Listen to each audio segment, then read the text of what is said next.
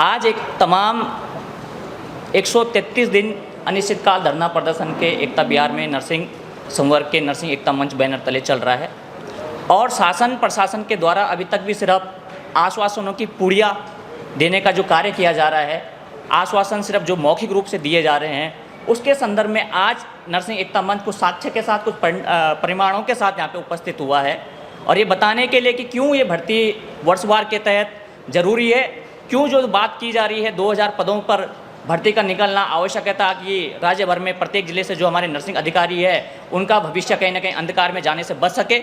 और जो ये न्याय संगत मांग है, जो ये जायज़ मांग है, लगातार इतने विधायकों के, इतने तमाम पार्टियों के समर्थनों के बाद, तमाम तरीके के लेटर के बाद भी क्यों अनदेखा अभी तक किया जा रहा है। सबसे पहला हमारा सवाल शासन प्रशासन से मेरा ये प्रश्न है कि एक ही चीज़ से ट्रेनिंग करे हुए अभ्यर्थी, अगर मैं बात कर रहा हूँ नर्सिंग अभ्यर्थियों की ट्रेनिंग समान सभी के लिए है, सभी के लिए एक ही रूल्स और एक ही पैटर्न फॉलो किया जाता है।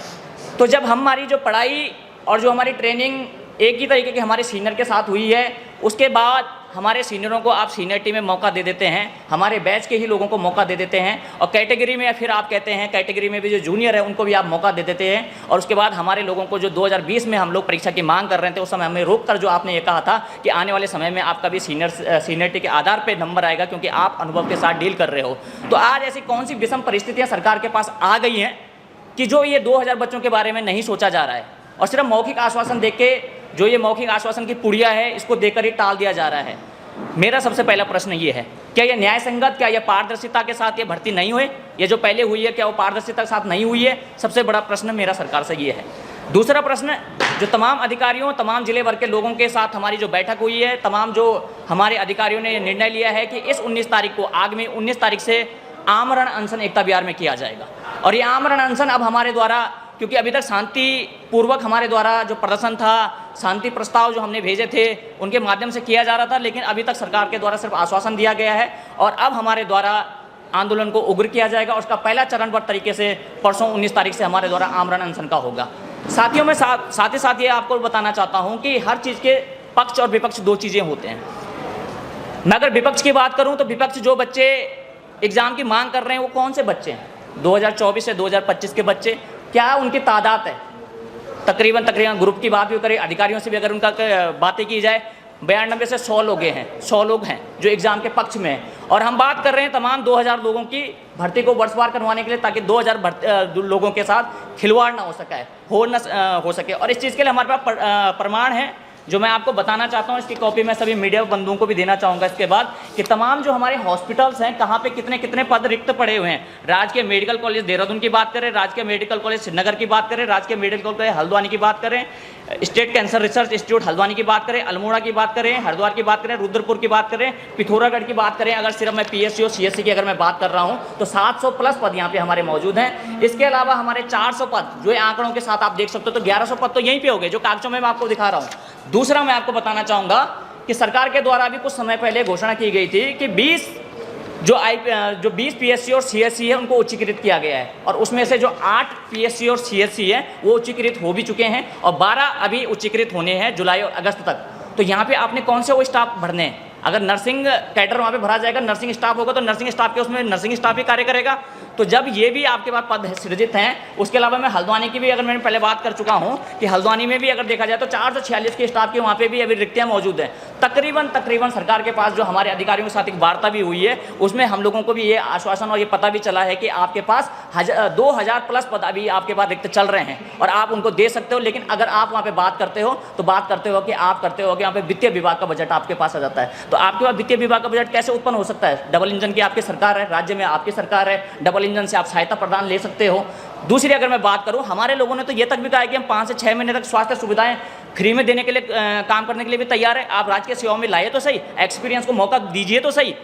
लेकिन तमाम चीज़ों के बाद जो हमारे द्वारा दिया गया है अभी तक सिर्फ आश्वासन ही मिले हैं। और इन अगर मैं पदों की अगर मैं बात कर रहा हूँ तो कम से कम 2000 प्लस पद हमारे लोग यहाँ पे रिक्त चल रहे हैं और इन पदों को सृजित किया जाना चाहिए। क्योंकि अगर आप बात करें इस भर्ती की भी, जो भर्ती निकली है, इस भर्ती को संपूर्ण होने में 1 साल लग जाएगा। 1 महीने का इसका फॉर्म रहेगा, 3 महीने का इसका वेरिफिकेशन रहेगा, 3 महीने का इसका रिजल्ट रहेगा और उसके बाद इसका नियुक्ति प्रमाण पत्र रहेगा। तो जब सभी को पता है कि इस भर्ती को पूर्ण होने में कम से कम आपका 2027 लग जाएगा, 2027 तक का समय आ जाएगा, तो फिर आपके द्वारा इन पदों को इतना सृजित क्यों नहीं किया जा सकता है कि तमाम जूनियर और सीनियर परिवारों का घर चूल्हा जल सके।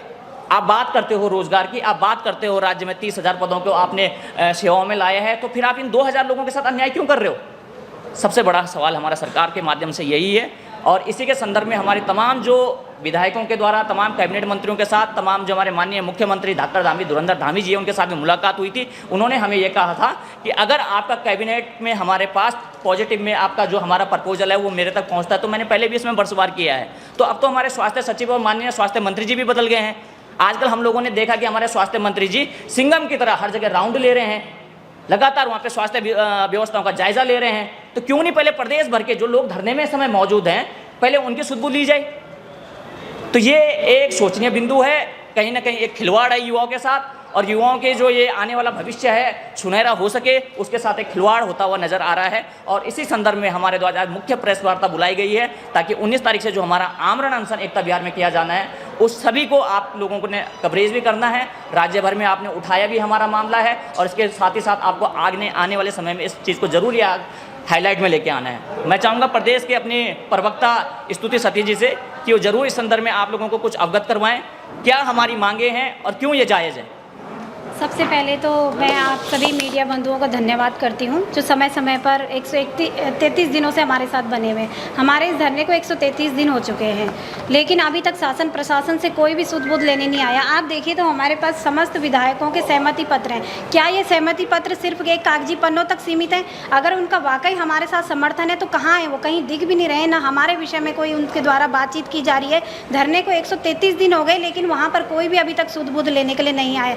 तो फिर हम क्यों इनको अपने क्षेत्र का विधायक निर्वाचित करें, जब इन्होंने हमारा केवल सहमति केवल पन्नों तक ही सीमित रहना है और हमारे विषय में कुछ कहना नहीं है। दूसरी बात, हमारी एक मीटिंग हुई थी स्वास्थ्य सचिव जी से। स्वास्थ्य सचिव जी ने कहा था कि मुझे अपने जूनियर भाई बहनों के लिए भी सोचना है, उनका सोचना जायज़ है। उनके अगर 2 बच्चे हैं तो दोनों के लिए सोचना जायज़ है। हम ये नहीं कह रहे हैं, आप उनके लिए भी मांग रखिए, उनके हित में जो है उनके लिए कीजिए, लेकिन हमारे साथ अन्याय मत कीजिए। हमारा सिर्फ एक ही मांग है कि 2000 पद हमारे सीनियरिटी के लिए हमको दे दिए जाएँ, क्योंकि जब हम देखा जाए तो 2020 में जब ये भर्ती निकली थी तो हम भी कोचिंग सेंटरों से कोचिंग कर रहे थे। हमारे साथ तो देखा जाए तो हम तो एग्ज़ाम की डेट कल है और आज के आज हमारा जो है पोस्टपोन्ड हो जाता है, सीनियरिटी के पक्ष में फैसला आता है। उस दिन सोचिए कितना बड़ा दुख हम लोगों को हुआ होगा, जो मेंटली प्रिपेयर है बंदा एग्ज़ाम के लिए और उसको फिर रातों रात वो कैंसिल हो जाता है। कुछ बच्चे कोचिंग सेंटरों से घर गए तो उस समय भी हमारे हितों का गला घोटा गया। आज हमें फिर आश्वासन दिया गया कि आगामी भर्तियाँ वर्षवार होंगी, सीनियरिटी में सबका नंबर आएगा। आज हमारा सीनियरिटी में नंबर आ रहा है तो आज सरकार कह रही है कि ये परीक्षा के बेस पर ही पारदर्शिता है। अगर परीक्षा, ये हम कैसे कह सकते हैं कि परीक्षा ही पारदर्शिता है? कोई इस बात को नहीं कह सकता कि पारदर्शिता देखी जाए तो केवल सीनियरिटी ही कहा जा सकता है, क्योंकि सीनियरिटी में सीनियर जिसका नंबर आगे आ रहा है वो फर्स्ट आ जाएगा, लेकिन हम ये नहीं कह सकते कि परीक्षा ही पारदर्शिता है। तो मेरा सरकार से बस यही अनुरोध है, आज उन्होंने हमें मजबूर कर दिया है कि हम ये अनशन पर बैठे। आमरण अनशन हमारा 19 तारीख से होगा, तो उन्होंने ही, सरकार ने हमको ये मजबूर कर दिया आज आमरण अनशन पर बैठने के लिए। वो चाहते तो आज हमारी सुनवाई को जल्दी से हमारे साथ न्याय करते, लेकिन उन्होंने हमारे कहीं ना कहीं अनदेखी हो रही है। और इस चीज़ के लिए अगर हमें कुछ भी करना पड़े, चाहे हमें अपने प्राण त्यागने पड़े, तो हमारे पास कोई ऑप्शन ही नहीं रह गया। आप देखा जाए तो जूनियरों के पास तो CHO का ऑप्शन है, अदर्स स्टेट का ऑप्शन है, वो लोग एग्ज़ाम क्वालिफाई कर सकते हैं। हमारे पास तो एज भी नहीं है, एज लिमिट भी हमारी चली गई है, हम कोई भी CHO का भी नहीं दे सकते। हमारे पास एक ऑप्शन सीनियरिटी का बचता है। सरकार बस हमारी एक ही मांग है उनसे, सीनियरिटी वर्षवार वो हमें इस भर्ती में दे जल्द से जल्द, और हमें झूठा आश्वासन ना दे। नवल भाई, पिछले कितने दिन बताया आपने? 133 दिन। 133 दिन आपको धरने पर हो गए। सरकार का ये कहना है कि वो परीक्षा के अनुसार कराना चाहती है। आपका ये कहना है कि सीनियरिटी के हिसाब से दोनों ही वजह से भर्ती प्रक्रिया रुकी हुई है। 2000 से ज़्यादा पद रुके हुए हैं।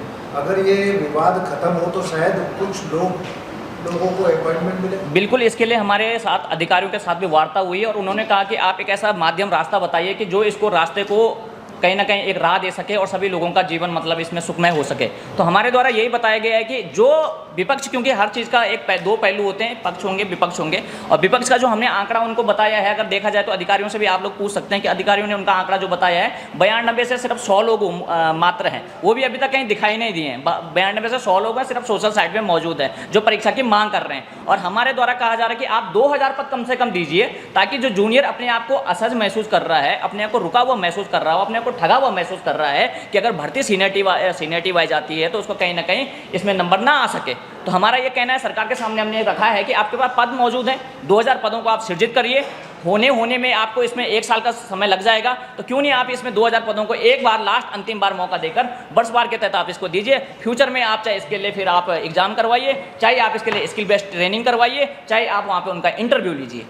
नहीं, जो छात्र परीक्षावार चाह रहे हैं तो उनका तो ये जो आवाज़ है कि हमारा नंबर तो आएगा नहीं सीनियरिटी में, पहले ही तो 2400 लोग आपके साथ में जुड़े हुए हैं, तो उनका नंबर कैसे आ पाएगा?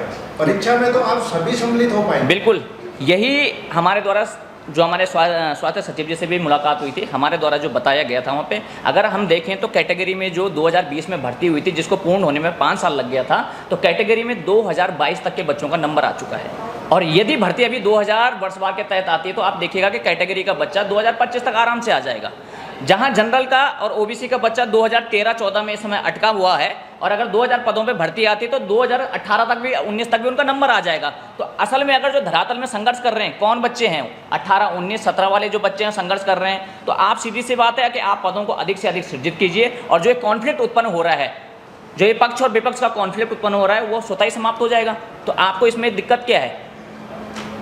जी, नर्सिंग कॉलेज जो शुरू हुई थी उत्तराखंड में, ये लगभग कब से स्टार्ट हुई? जी, मैं ये बताना चाह रहा हूँ कि जो हमारा पहला बैच था, इसमें 2009 से 2013 के बीच में हमारा पास आउट हुआ है, और जो भर्ती अभी से पूर्ण हुई है उसमें अगर आपने देखा होगा कि 1999 से जो बाहर राज्यों से डिग्री ले चुके थे लोगों को, उनको आपने इसमें राज्य में सेवाओं में मौका दिया।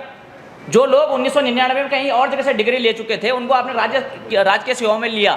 और जो अब बच्चा आपके पास 10 साल से एक्सपीरियंस है, जो यहाँ के हॉस्पिटलों में कार्य कर रहा है, जो कोरोना के टाइम पे कार्य कर चुका है, उसको आप इस लाभार्थी योजना से रोक रहे हो, तो ये कहाँ का न्याय है? क्या ये दोहरी नीति नहीं है हमारे लोगों के साथ? और हमने तो आपको बताया भी है कि आपके पास इतने सारे उच्चीकृत हॉस्पिटल हो चुके हैं, 12 और अगस्त तक होने हैं। आपके पास पिथौरागढ़ इस समय तैयार बन के है, हरिद्वार आपके पास मेडिकल कॉलेज तैयार बन चुका है। तो आपको यहाँ पे स्टाफ नर्स के जो आपने रिक्रूट करना है, वहाँ पे स्टाफ नर्स तो रिक्रूट करेंगे। तो हम तो सरकार को समय देने के लिए तैयार हैं। हमने सरकार को ये भी बताया कि अगर आपको वित्तीय संकट अगर आपको लग रहा है तो हम 5 से 6 महीने तक का सरकारी सेवाओं में फ्री ऑफ कॉस्ट जॉब करने के लिए तैयार हैं। तो हमने तो सारे प्रावधान आपके सामने रखे हैं, लेकिन आप एक पॉजिटिव वार्ता तो हमारे लोगों के साथ करिए। आप इस तरीके से टाल मटोल की और आश्वासन की पूड़ियाँ देने से बचें। आप हमारे अधिकारियों डेलीगेट्स के साथ एक बात करिए और इसका समाधान, एक रास्ता निकालिए, क्योंकि ये आंदोलन और अब जो अभी तक शांतिपूर्ण चल रहा था, ये अब उग्र होता जाएगा, और इसके अलावा हमारे पास और कोई इससे विकल्प मौजूद नहीं है। ये प्रश्न कभी किया सरकार से कि जो हमारी जो उत्तराखंड में नर्सिंग कॉलेज 2008, 9 या 10 बता रहा था, तो ये जो 99 से सिलेक्शन हुआ, ये कौन लोग हैं?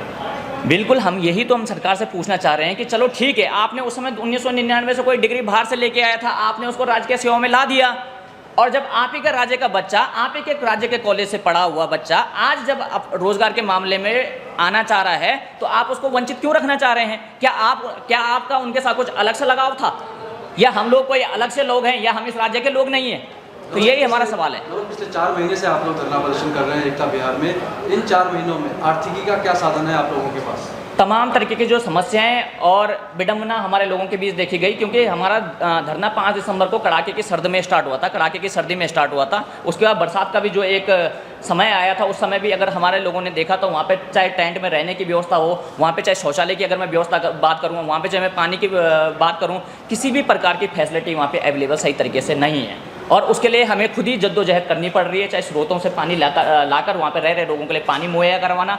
आर्थिक की अगर मैं बात करना चाहूँ, तमाम भर के जो लोग हमारे इस समय राज्य में जिलों में इस समय मौजूद हैं, उनसे हम लोग आर्थिक सहायता जितना उनसे हो सके तन मन धन तरीके से उतना हम कलेक्शन करके उतने लोगों से जो उनकी श्रद्धा भक्ति हो इस आंदोलन को चलाने के लिए उनके द्वारा ये धरना चलाया जा रहा है। तो देखिए 133 दिन कम नहीं होते हैं, 133 दिन तकरीबन 15 दिन के बाद 5 महीने हो जाएंगे, और 5 महीने से क्या आप स्वास्थ्य के वो रीढ़ की हड्डी कहे जाने वाले प्रोफेशन के लिए इस तरह से नज़रअंदाज कर रहे हो? तो क्या खिलवाड़ हुई है युवाओं के भविष्य के साथ? एक बात और कहना चाहूँगी कि जो हमारी फार्मासिस्टों की भर्ती हैं वो भी वर्षवार हैं, एनएम की भर्ती है वो भी वर्षवार हैं। तो क्यों ये नर्सिंग की भर्ती ही ऐसे लटका दी गई है कि ना तो ये वर्षवार सही तरीके से कर रहे हैं और ना ही किसी महिलाओं के साथ अन्याय कर रहे हैं, कि क्यों नहीं कर रहे हैं ये। मेरा सरकार से यही है कि आप ऐसा दोहरा व्यवहार क्यों कर रहे हैं। अगर मान लो एक माँ के 2 बेटे हैं तो क्या मैं एक बेटे को सीनियर मतलब एक बेटे को बोलूँगी तो मैं पका के दे रही हूँ और दूसरे को बोलूँगी बेटा तो खुद से पका, ऐसा तो नहीं चल सकता ना। अगर हमारे 2 बच्चे हैं हम तो दोनों को बराबर व्यवहार करेंगे। 2000 आपके धरना स्थल पर देखे गए जिसमें से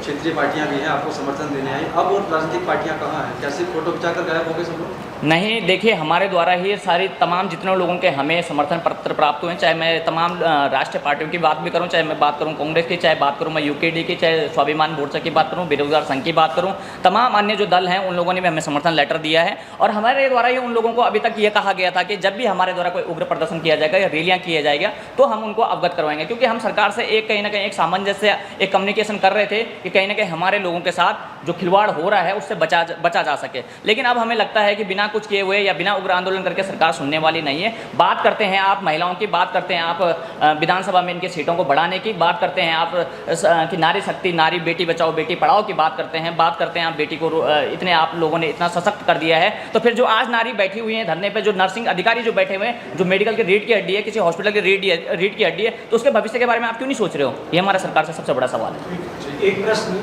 जो जूनियर्स हैं उनके पास क्या क्या ऑप्शन है कि वो किस राज्य सरकार के अलावा कौन सी पोस्टों में जा सकते हैं? जूनियर के पास जो तमाम तरीके के ऑप्शन है, अगर मैं बात करूं बाहरी राज्य की, चाहे जर्मनी की बात करूं, सरकार उनके लिए भी कोर्स करवा रही है कि जर्मनी का जो एग्जाम उसको निकाल सके। जर्मनी का क्वालिफिकेशन के लिए सरकार उससे कोर्स करवाया जा रहा है, सरकार के द्वारा कोर्स करवाया जा रहा है। जूनियर के पास देखा जाए तो एंट्रेंस, एम्स जैसे संस्थानों का 2 बार वो एंट्रेंस दे सकते हैं, साल के 2 बार में। जूनियर के पास अगर मैं देखा जाऊँ आईलेट्स, ओईटी के माध्यम से तमाम बाहरी जगह जा सकते हैं, आसानी से जा सकते हैं। जो हमारे लोग हैं, हमारे पास सबसे बड़ी जो इस समय दिक्कतें हैं वो उम्र की है। हमारे लोगों की जो उम्र है वो 30 पार हो चुकी है। हम एम्स जैसे संस्थानों का जो फॉर्म है, एग्जाम का पैटर्न निकलता है, उसको भी नहीं भर सकते हैं। तो क्या राज्य सरकार से जो हमारी मांग है ये क्या नाजायज़ मांग है? जो हम इतने समय से यहाँ 8-10 सालों से राज्य भर में सेवाएं दे रहे हैं और जब रोजगार की बात आ रहे हैं तो अपने लिए रोजगार मांग रहे हैं, तो क्या कोई गलत हमारी क्या मांग है?